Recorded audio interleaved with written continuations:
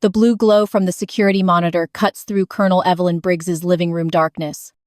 Her weathered hands, steady as steel, grip the remote control. At 70, those same hands once commanded respect from soldiers half her age. Tonight, they're about to unleash 20 years of military precision on family betrayal. You boys really think you're smarter than a colonel? The words hang in the air like smoke from a discharged weapon.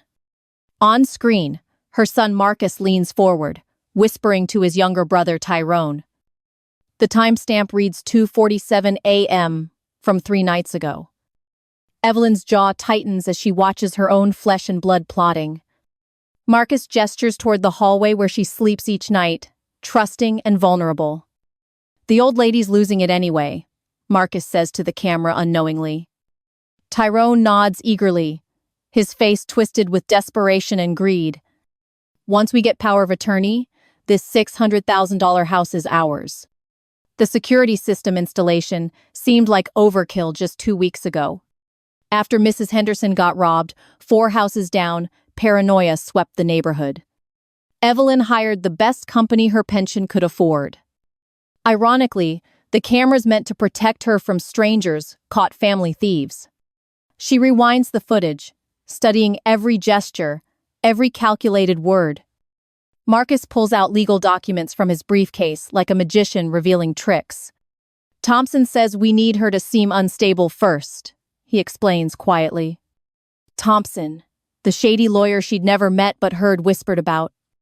Tyrone shifts nervously, guilt flickering across his features for mere seconds. What if she fights back? He asks, voice cracking like adolescence. Marcus laughs, cold and hollow, as winter wind through cemetery stones. She's 70, thank you. What's she gonna do, court-martial us? The brothers share a laugh that chills Evelyn's blood to ice. She pauses the video, studying their faces in the frozen frame. These are the same boys she raised after their father died overseas. Marcus, her responsible firstborn, now calculating her destruction with spreadsheet precision. Tyrone, the baby she nursed through nightmares, plotting her psychological warfare. The living room feels different now, tainted by invisible betrayal residue. Military medals and commendation plaques line the mantelpiece like silent witnesses. Her late husband's Purple Heart catches moonlight streaming through Venetian blinds. 27 years of marriage, 30 years of military service, countless sacrifices. All leading to this moment of family treason in her sanctuary. Evelyn stands, her spine straight despite 7 decades of gravity's persistence. The hardwood floors creak under her feet like old bones settling. She moves to the kitchen, muscle memory guiding her through darkness. Coffee first, strong, black, military-grade fuel for the war ahead. While the machine hums, she processes the intelligence like old times. Marcus works at Henderson Financial, accessing sensitive client information daily. Tyrone got fired from Riverside Bank for irregularities last month. Suddenly, his frequent visits make perfect, terrible sense now. The coffee's bitter aroma fills the kitchen like battlefield smoke. Evelyn pours a cup, adding nothing to soften its harsh edges. She needs clarity, not comfort, for what comes next. Back in the living room, she replays the devastating footage again. We'll cut her grocery money first, Marcus explains with chilling detachment. Make her think she's forgetting to pay bills. Tyrone produces forged bank statements from his jacket pocket proudly. I still have access codes from my old job, he admits. The conspiracy unfolds like a military operation against their own commander. Evelyn recognizes the tactics: psychological warfare, financial pressure, isolation strategies. They learned well, watching her handle family crises with strategic thinking. Now they're weaponizing her own lessons against their teacher. She picks up her phone, scrolling through contacts with purpose. Linda Cho appears on screen. Former Intelligence Corps, current private investigator. They served together in Kuwait, survived sandstorms and enemy fire. Linda would understand betrayal's sting better than most civilians. The phone rings twice before a familiar voice answers groggily. Evelyn? It's 3 in the morning, what's wrong? Linda, I need your help. Family situation, high stakes. Give me 30 minutes. I'll be there with coffee and equipment. True to form, Linda arrives exactly 28 minutes later.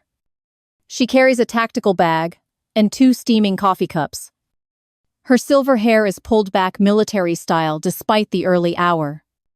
Show me what we're dealing with, Linda says without preamble.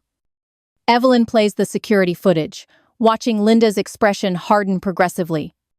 Those ungrateful little snakes, Linda mutters, studying the screen intently.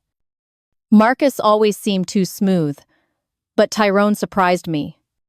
They analyze the footage like intelligence officers studying enemy communications.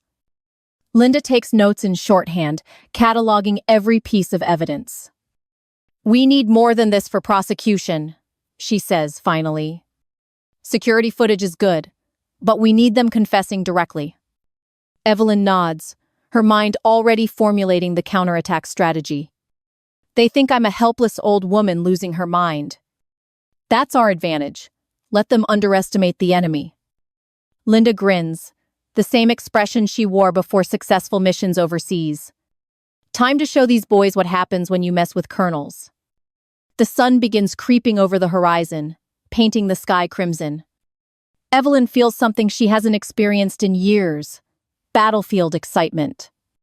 Her sons want to play war games with a decorated veteran. They're about to learn why she earned those medals on her mantelpiece. First rule of engagement, she tells Linda, voice steady and cold. Know your enemy better than they know themselves. Marcus and Tyrone think they're hunting a confused elderly woman. Instead, they've awakened a sleeping lioness with nothing to lose. The hunt begins now. Old soldier, don't panic. We plan. Evelyn spreads blueprints across her dining room table, like battlefield maps. Linda adjusts her reading glasses, studying the house layout with tactical precision. The morning sun streams through lace curtains, illuminating their war council session.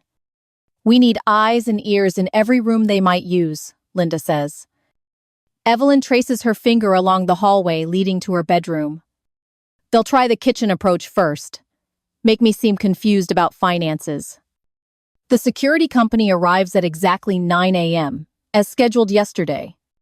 Evelyn greets them wearing a flowered housecoat, playing the helpless grandmother perfectly.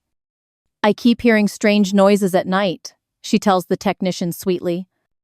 My sons worry someone might break in and hurt me. The irony tastes bitter as old coffee on her tongue.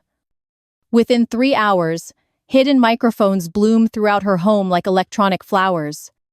Motion sensors disguised as air fresheners monitor every corner and crevice. The main console sits innocently beside her favorite reading chair. Linda tests the audio quality, while Evelyn practices her confused act. Remember, you're not just gathering evidence, Linda warns her friend. You're also protecting yourself from whatever they might try next. Evelyn nods, understanding the dual mission parameters with military clarity. At noon, she dials the number Linda researched thoroughly yesterday. Torres Law Offices, specializing in elder protection, a crisp voice answers. This is Evelyn Briggs. I need help with family financial matters. Attorney Maggie Torres agrees to meet that afternoon in complete confidentiality. Her office overlooks the city courthouse like a guardian watching justice. Maggie is younger than expected, maybe 40, with fierce, intelligent eyes. Your friend Linda briefed me on the security footage evidence. She begins. What we need now is direct proof of fraudulent intent. Evelyn describes the overheard conversations, the forged bank statements, Thompson's involvement. Maggie takes detailed notes, her pen moving with lawyer's precision. Elder financial abuse carries serious federal charges, she explains carefully. But we need them to commit overt acts on recording. The plan crystallizes like salt forming in cooling water. Evelyn will host Sunday dinner, inviting both sons for family time.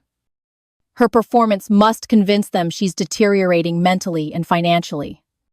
Meanwhile, Linda will shadow Tyrone, mapping his fraudulent real estate connections. This feels like Bosnia all over again, Evelyn tells Linda later. The memory surfaces unbidden trusted allies revealing themselves as enemies. Captain Rodriguez had seemed loyal until he sold intelligence to snipers. 3 good soldiers died because of his betrayal and greed. But Evelyn survived by staying calm, planning carefully, striking decisively. Family betrayal cuts deeper than enemy bullets, Linda observes quietly. They sit in Evelyn's kitchen, drinking coffee, like old campaign days.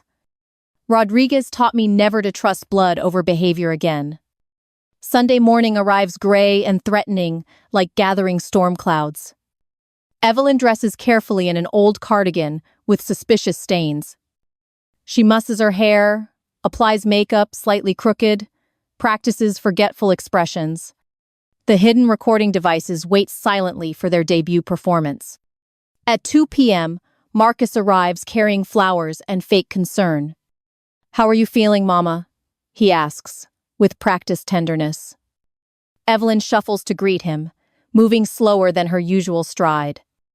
"Oh, Marcus, I've been so confused about my bank statements lately." His eyes sharpen with predatory interest, though his smile remains gentle. Tyrone arrives 20 minutes later, nervous energy crackling around him. "Sorry I'm late. Traffic was terrible." He lies easily. Evelyn serves pot roast and mashed potatoes, her mother's recipe. The same meal she cooked when they were boys missing their father. "I can't seem to balance my checkbook anymore," she says sadly. "Maybe one of you could help me understand these numbers." Marcus exchanges a meaningful glance with his younger brother across the table. "Of course, Mama. We're here to help you with everything." The recording devices capture every word, every calculated pause, every false comfort. "I've been thinking about getting help managing my finances," Evelyn continues. "Someone suggested I might need a power of attorney arrangement." Marcus nearly chokes on his potatoes before recovering his composure smoothly. "That's actually a very smart idea for someone your age." "I know a lawyer who specializes in these arrangements," Tyrone adds. The trap springs shut with the satisfying click of metal teeth.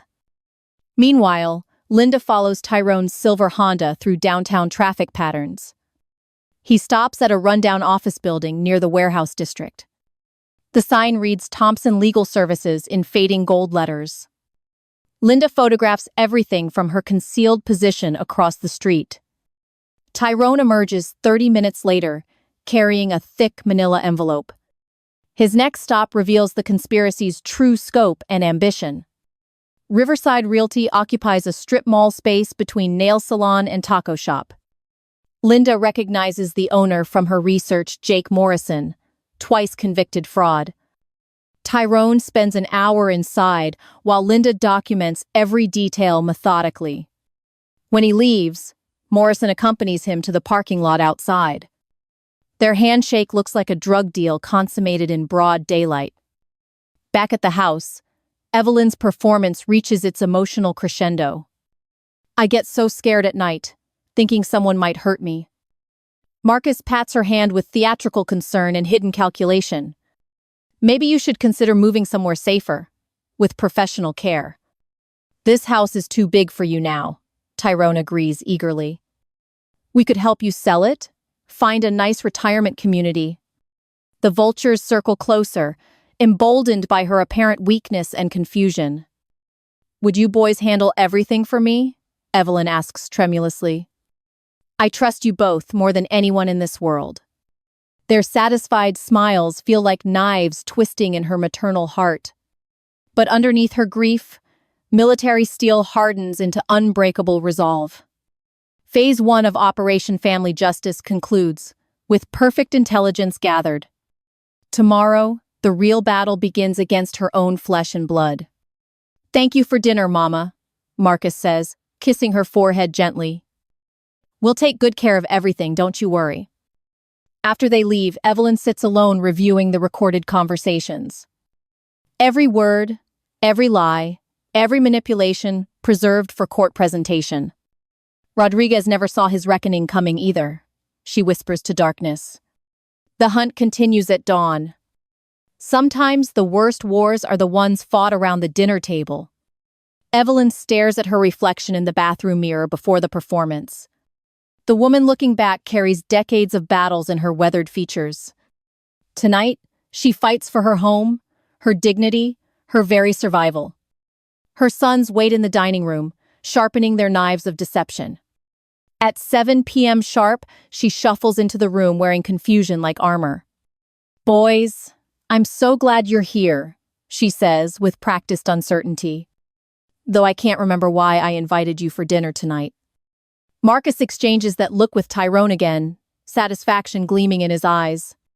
"You called us yesterday, Mama, saying you needed our help." Evelyn blinks slowly, as if processing information through mental fog. "Did I? My memory has been so scattered lately." She serves the same pot roast from Sunday, reheated and slightly burnt. "I made your favorite meal," she announces proudly to their confusion.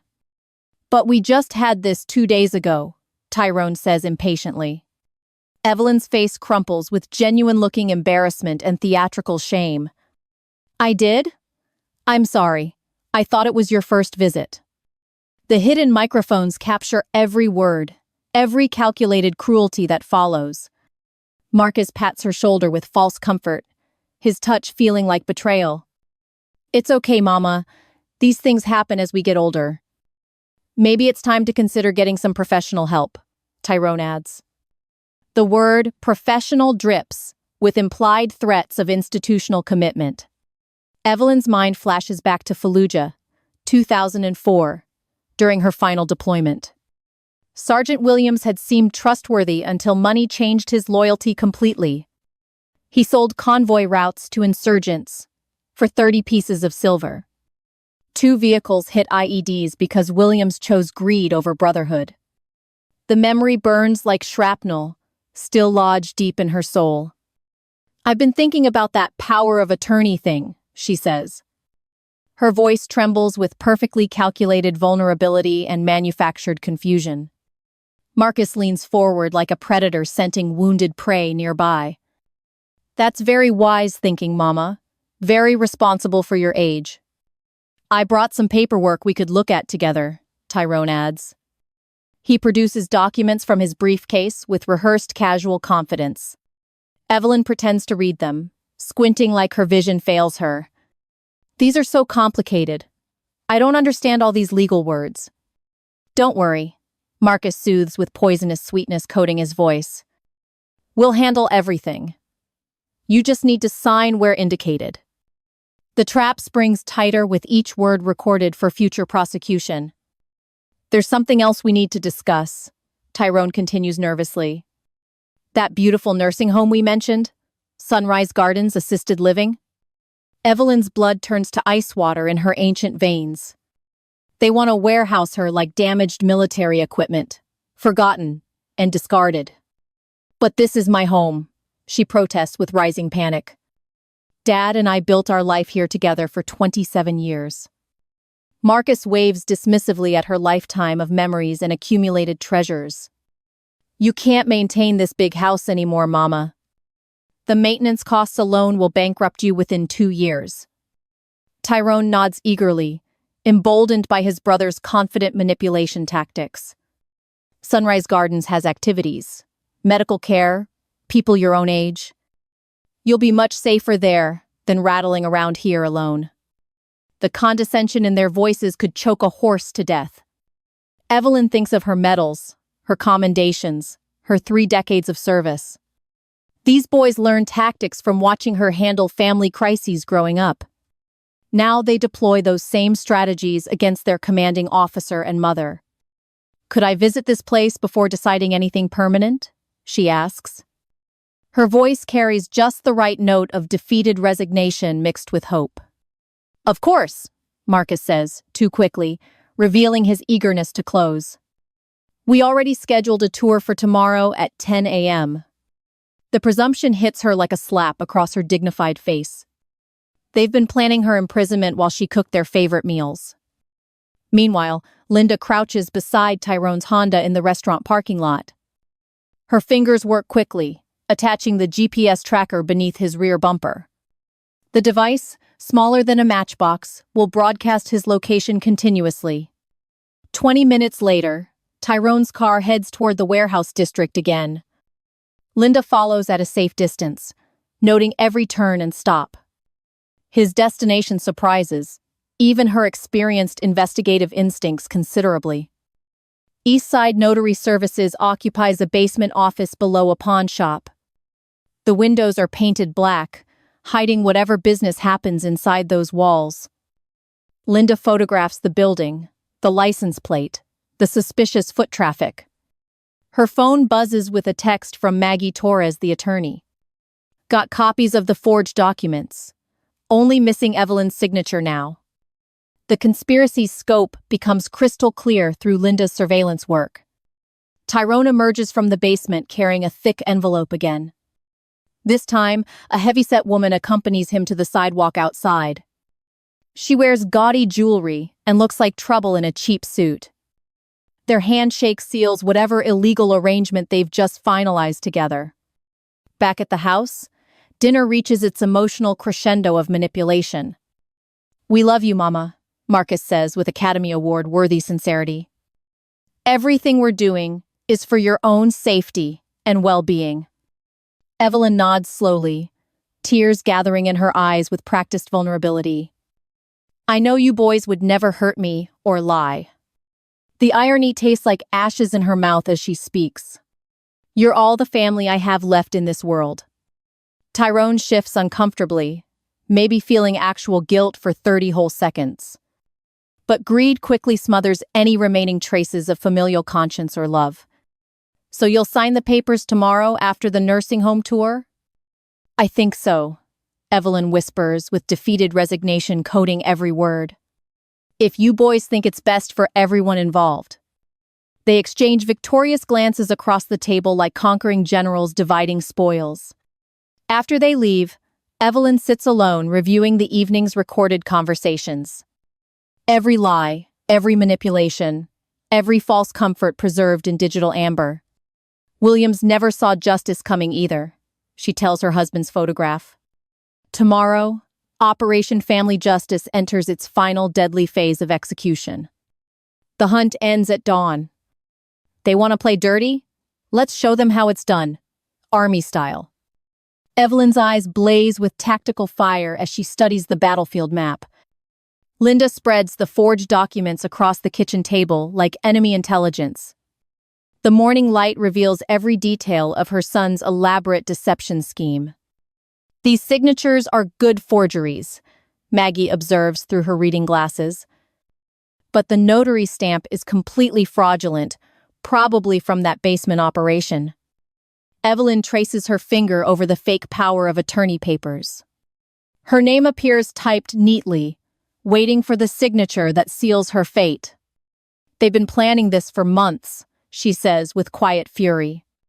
The Sunrise Gardens nursing home brochure sits beside the legal documents mockingly.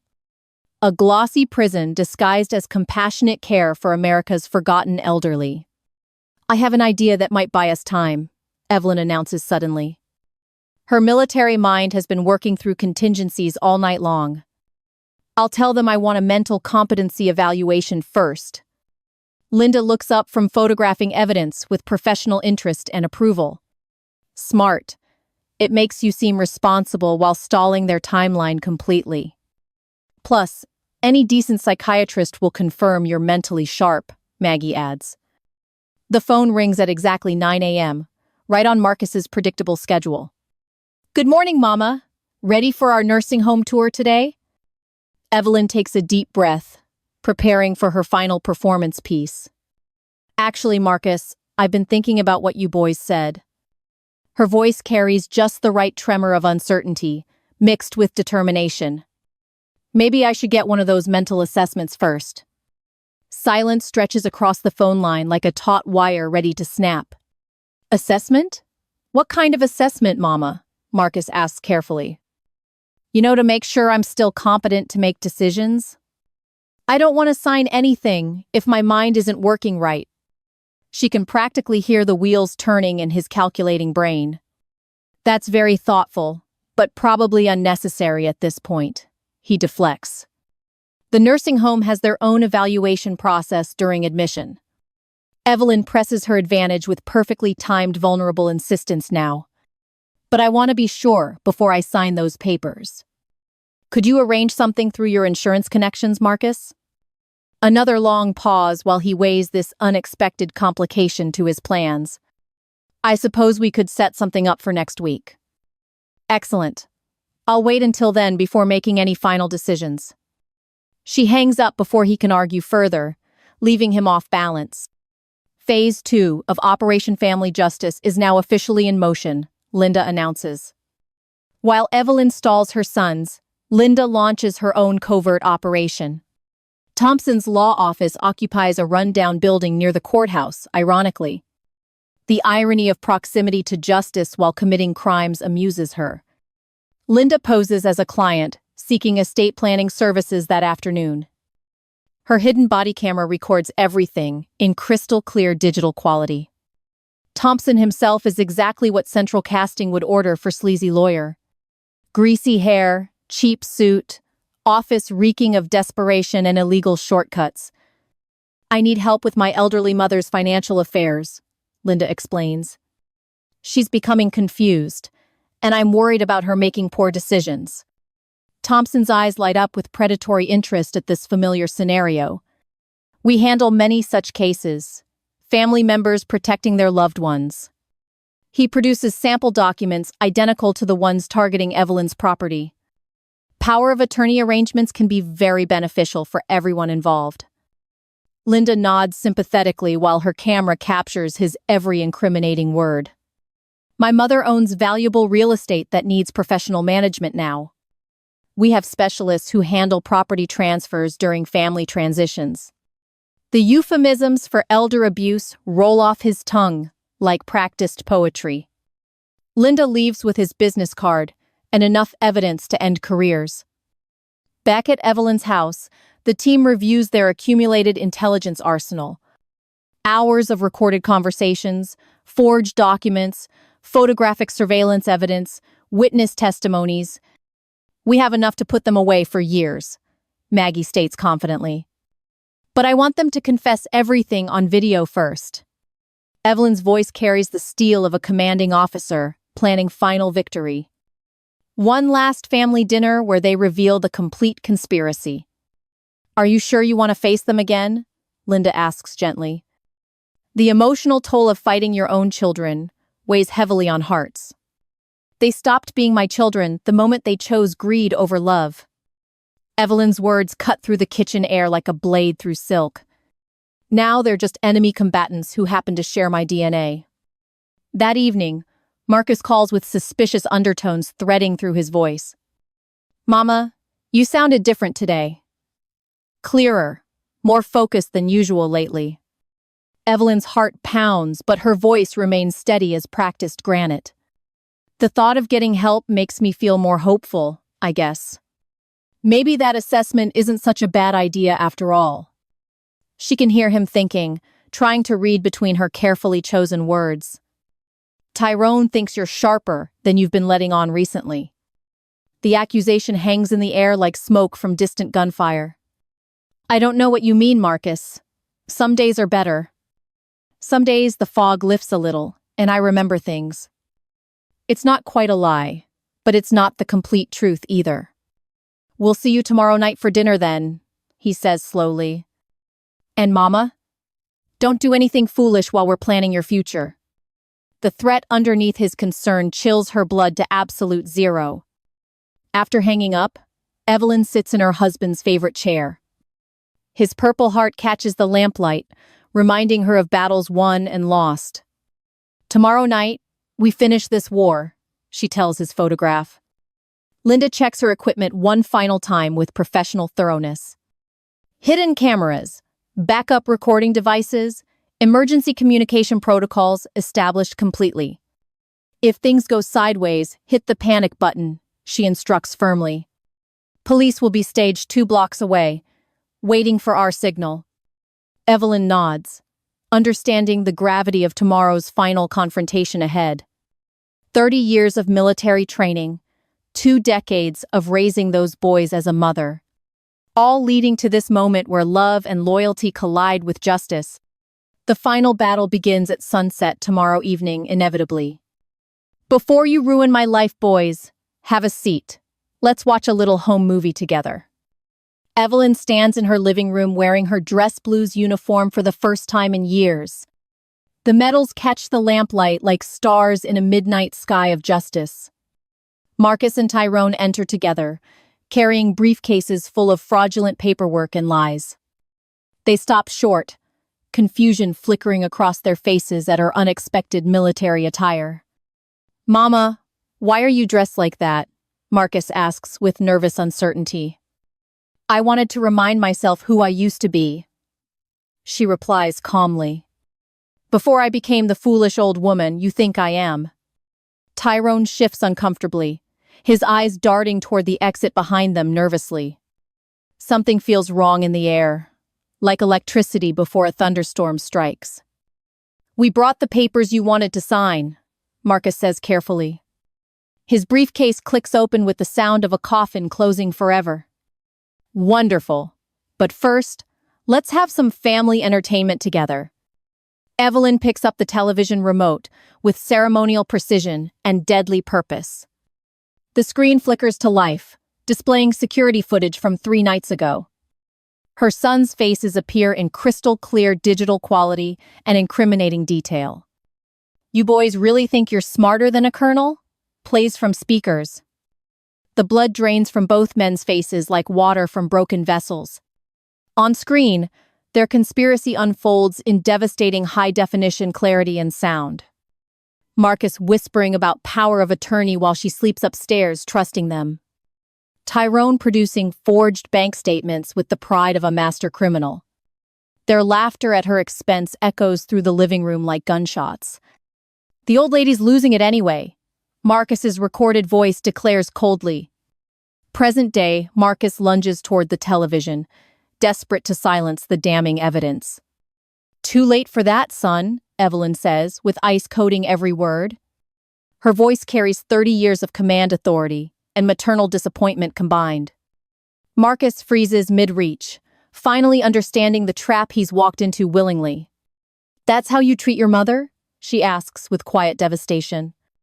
The question hangs in the air like smoke from a funeral pyre. Evelyn's heart breaks into 1,000 pieces behind her military bearing. These are the babies she nursed through nightmares after their father died. The boys she taught to ride bikes, helped with homework, cheered through graduations. Now they stand before her as strangers wearing her children's familiar faces. "Mama, we can explain," Tyrone stammers with panic cracking his voice. "Explain what? How you planned to steal my home while I slept? How you wanted to warehouse me in some nursing home prison?" Her words cut through their excuses like a blade through paper. The security footage continues playing their greatest hits of family betrayal. Thompson's voice joins the chorus, discussing property transfers and legal manipulation. "We have specialists who handle family transitions," echoes through the room. Marcus's face hardens as he realizes the complete scope of their exposure. "You set us up," he accuses with cold fury, replacing his earlier confusion. "I defended myself," Evelyn corrects with military precision and moral clarity. "Against my own sons who chose greed over love and respect." Linda emerges from the hallway's shadow like an avenging angel of justice. "Too late anyway, boys. We turned everything in this morning."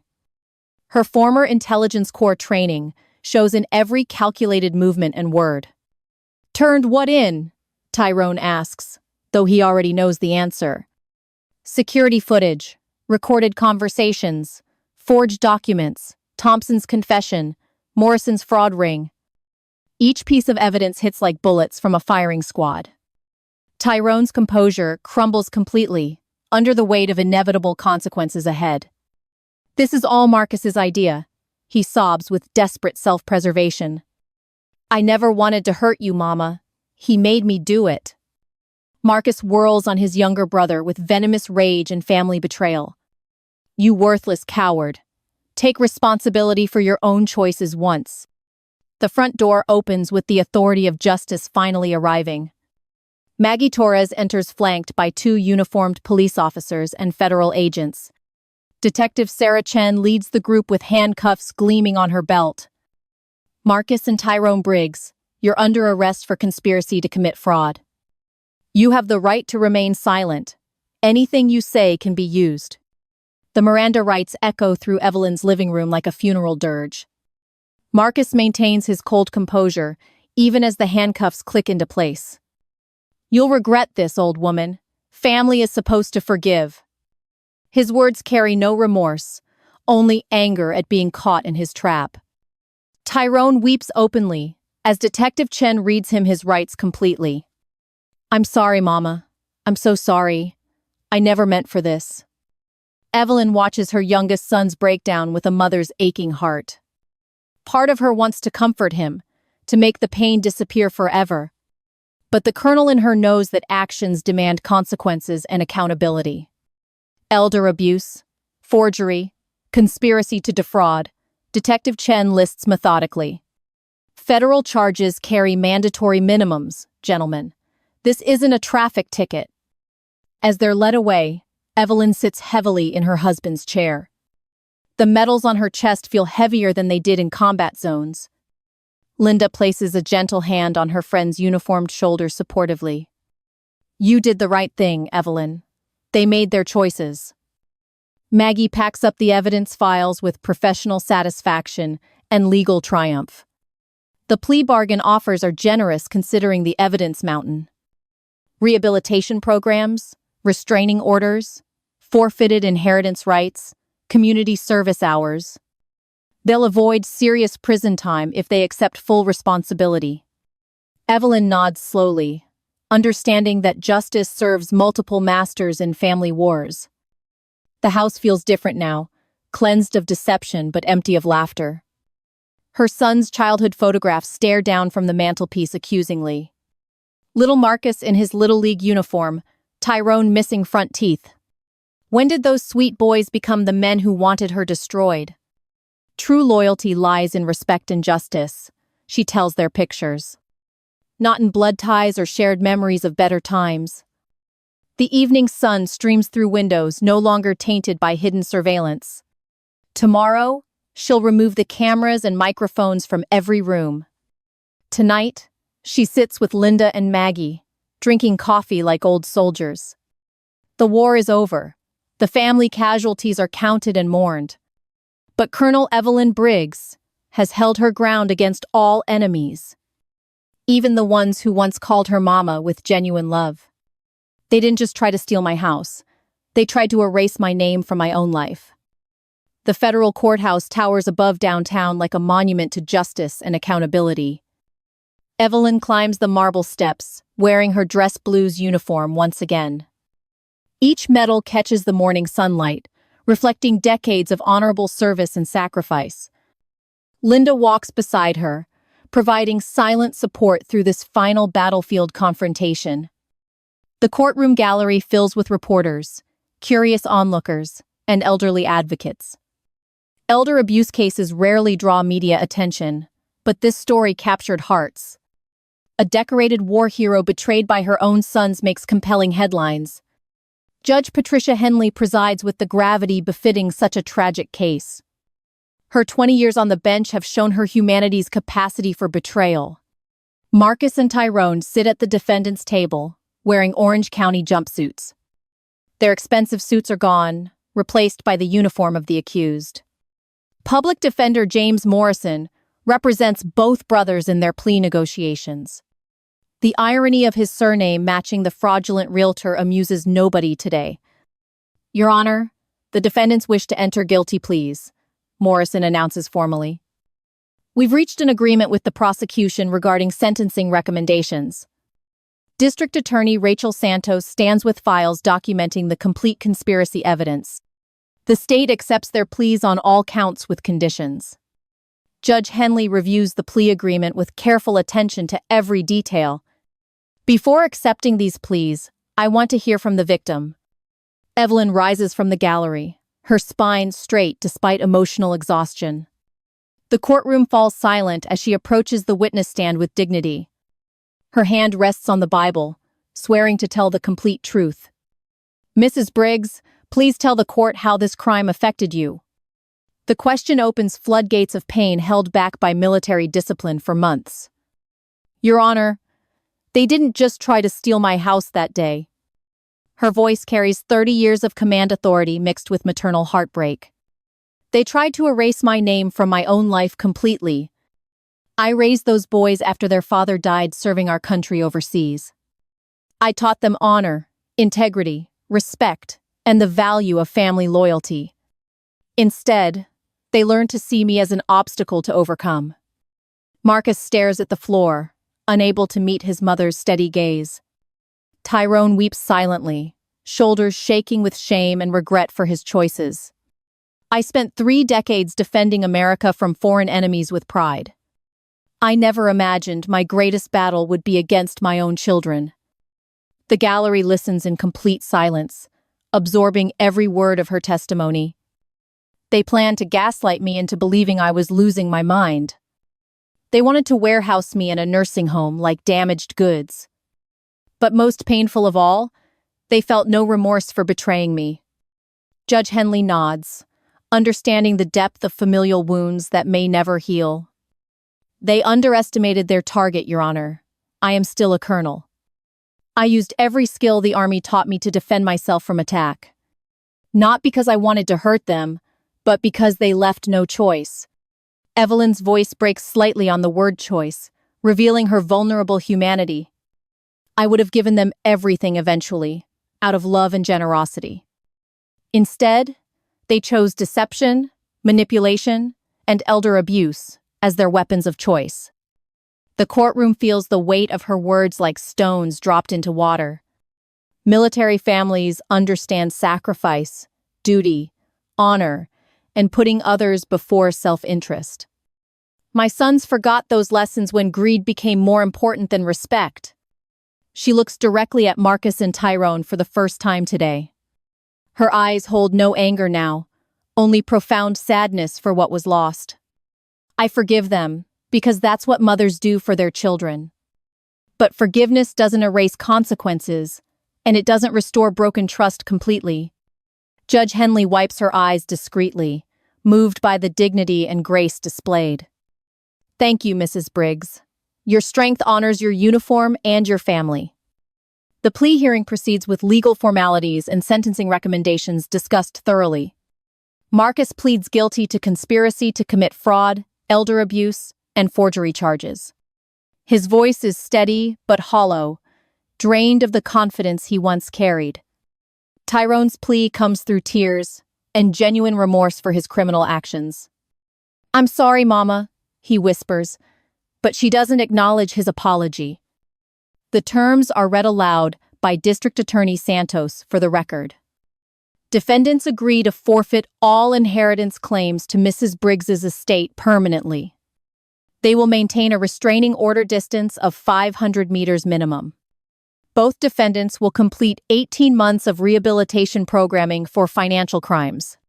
Community service totaling 1,000 hours each over 3 years' time. Violation of any terms results in immediate federal prison sentences of 5 years. Judge Henley accepts the pleas and sentences with judicial satisfaction and relief. This case represents a betrayal that strikes at family bond's very foundation. Mrs. Briggs showed remarkable courage in defending herself against those she trusted most. Your crimes, gentlemen, represent the worst kind of predatory behavior imaginable. The gavel falls with finality, closing this chapter of Evelyn's life forever. Outside the courthouse, reporters swarm like locusts seeking soundbites and quotes. "Mrs. Briggs, how do you feel about your son's sentences today?" Evelyn pauses on the steps, considering her words with military precision. Justice was served. That's all that matters now for everyone involved. She walks away without answering further questions about her family's destruction. Linda drives her home through streets that look different in the afternoon sunlight. The familiar neighborhood feels peaceful now, cleansed of the conspiracy's dark shadows. "What will you do now?" Linda asks as they pull up.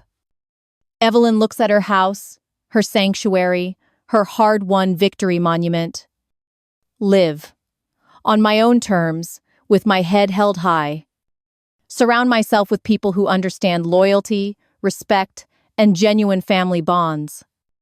The sun breaks through clouds for the first time in weeks. Golden light streams across her front porch, like a blessing from above. "True loyalty lies in respect and justice," she tells Linda quietly. "Not in blood ties or shared memories of what used to be." She climbs her front steps alone, but not defeated by this family war. Colonel Evelyn Briggs has held her ground against all enemies successfully. Some victories cost everything, but they're still victories worth claiming with pride. The war is over. The peace begins now. Justice isn't just punishment, it's peace. 6 months after the courthouse steps, Evelyn wakes to sunlight, streaming through lace curtains. The house feels different now, filled with laughter instead of surveillance equipment. Her kitchen table hosts coffee and conversation every Tuesday morning, religiously. Linda arrives first, carrying fresh bagels and the latest gossip from downtown. Mary Washington follows, her walker decorated with veteran pins from 3 different wars. Colonel James Patterson brings his famous homemade biscuits and terrible dad jokes. These are her chosen family now, bound by shared service and genuine respect.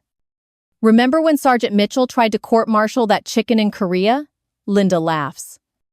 The stories flow like honey, sweet memories replacing bitter recent wounds.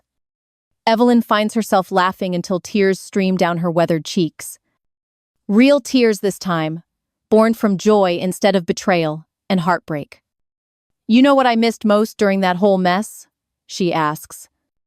Her friends lean forward, curious about her emotional journey through the darkness.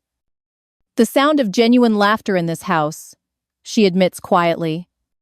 Marcus and Tyrone's visits always felt like military inspections, cold and calculated. Mary pats her hand with the understanding of someone who buried children. "Family ain't always blood, honey. Sometimes blood ain't even family." The truth settles over them like a warm blanket on winter nights.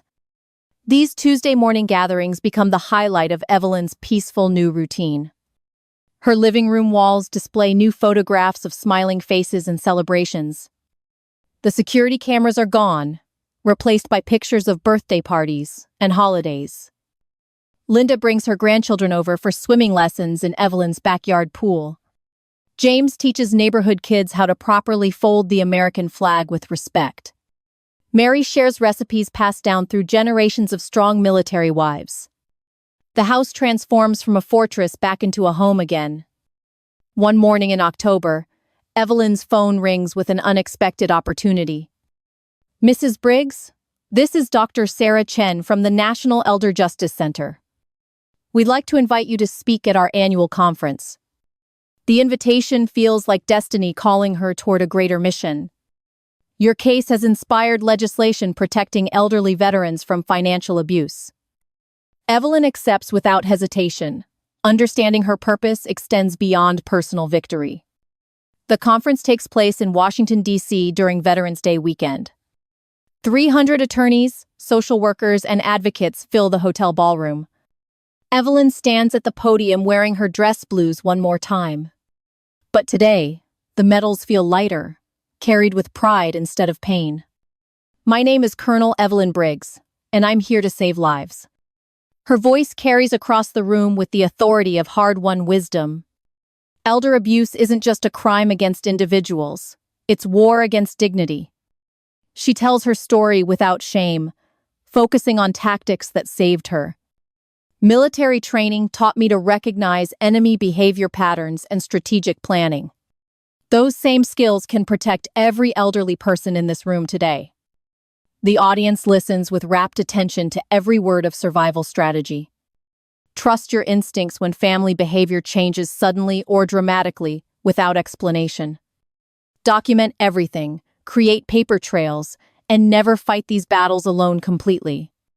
Most importantly, Remember that asking for help is tactical wisdom, not weakness.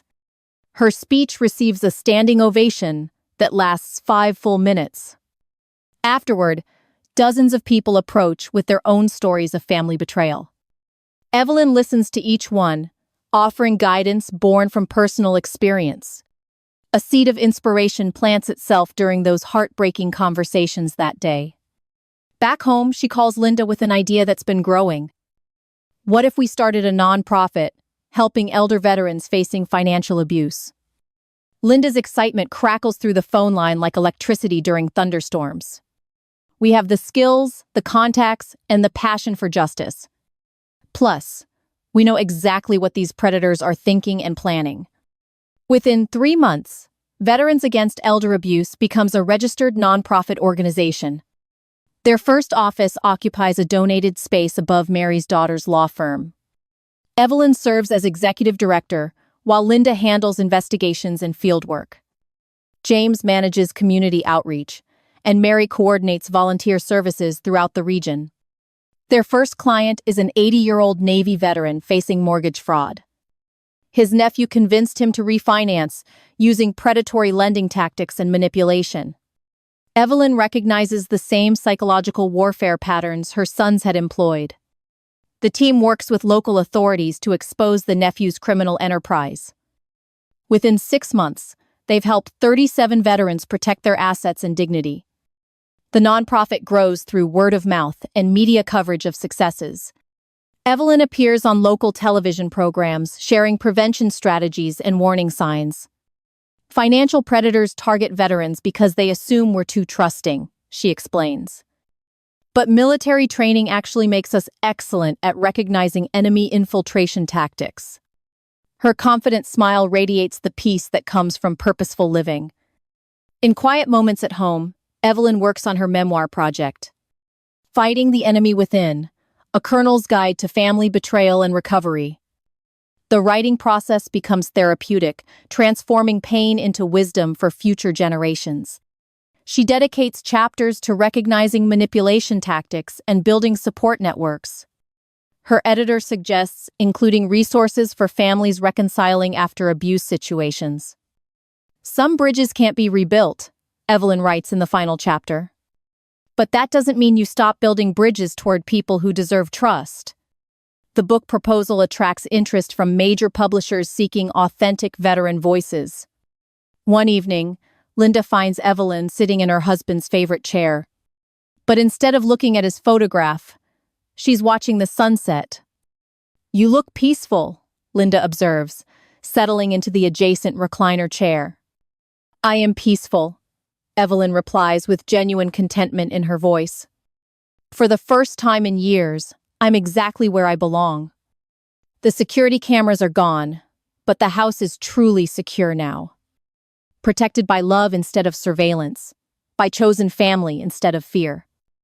"Justice isn't just punishment," she tells Linda as darkness falls gently. "It's peace, and I finally found mine. This house isn't just brick and wood, it's my legacy, and I fought for it like I fought every damn war." 1 year after the courthouse victory, Evelyn sits on her front porch with coffee. The same rocking chair where this story began now holds a victorious woman. Morning dew catches sunlight on her garden roses, blooming brighter than ever before. The newspaper lies folded beside her, featuring an article about Veterans Against Elder Abuse. Her nonprofit has helped over 200 veterans protect their assets and dignity. The phone calls have stopped coming from Marcus and Tyrone completely. Their rehabilitation program keeps them busy with community service and counseling sessions. Sometimes she wonders if they've learned anything from their spectacular criminal failure. But those thoughts pass quickly, like clouds across a clear blue sky. Today holds too much promise to waste on backward glances at family wreckage. 8-year-old Tommy Chen from next door approaches her gate with military precision.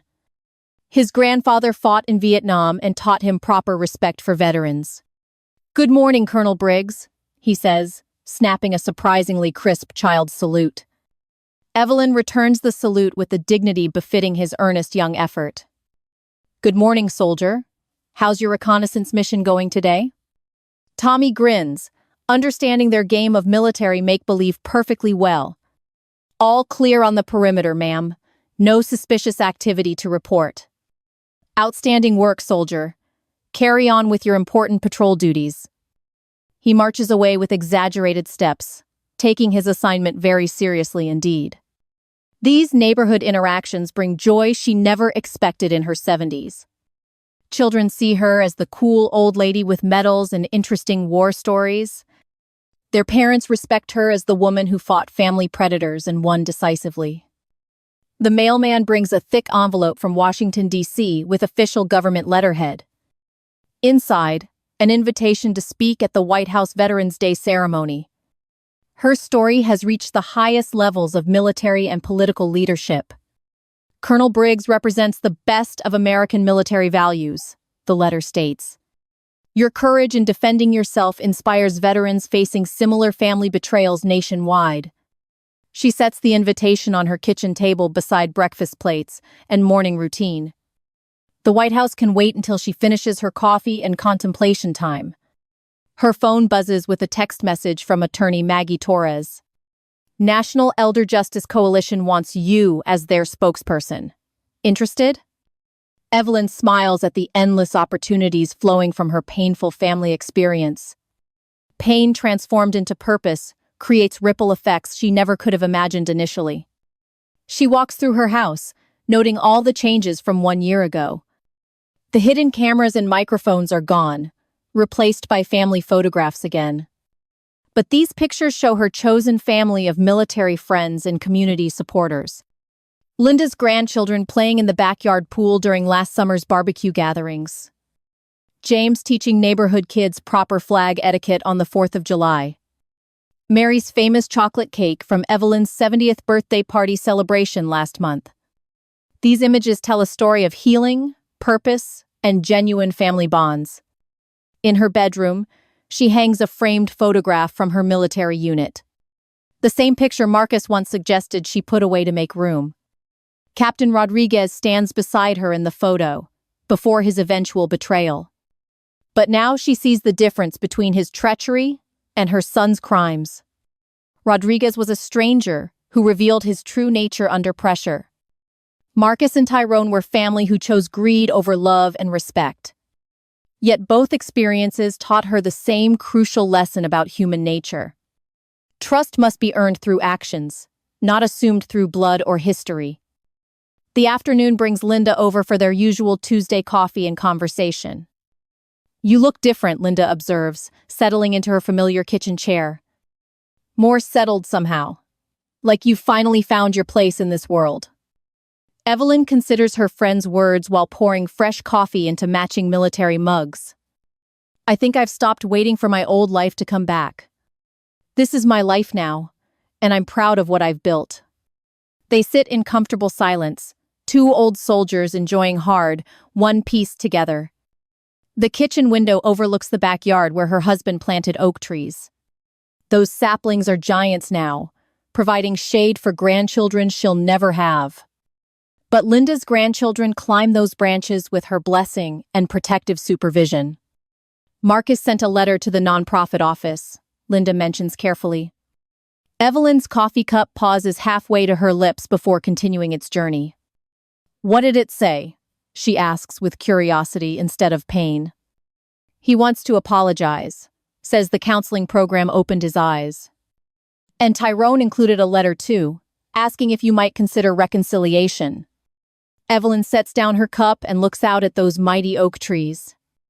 Some wounds heal, she says finally, with thoughtful military wisdom. Others just stop bleeding. That has to be enough sometimes.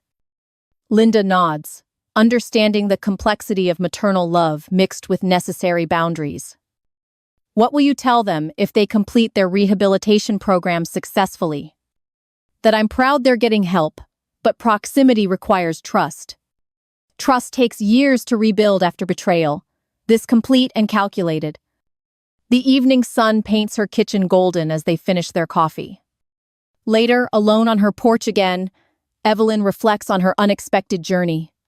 From targeted victim to national advocate in just 1 year's time. From broken mother to chosen grandmother, for neighborhood children who salute her. From isolated elderly woman to leader of a movement protecting vulnerable veterans. I didn't lose a family, she tells the gathering twilight around her.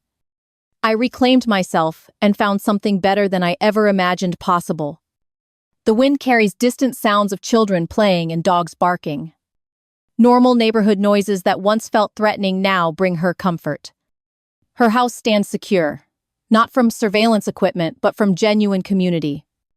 Protected by neighbors who respect her, friends who love her, and purpose worth defending. In the distance, barely audible over evening crickets and rustling leaves, comes marching cadence. The local high school ROTC program practices in the park, 3 blocks away. Left, left, left, right, left echoes through the quiet streets like a lullaby. Evelyn closes her eyes and smiles, remembering her own marching days with pride. She fought every war that needed fighting, including the last impossible one. This house isn't just brick and wood anymore, she realizes with deep satisfaction. It's proof that some battles are worth everything you have to give. And some victories are worth every scar they cost to claim.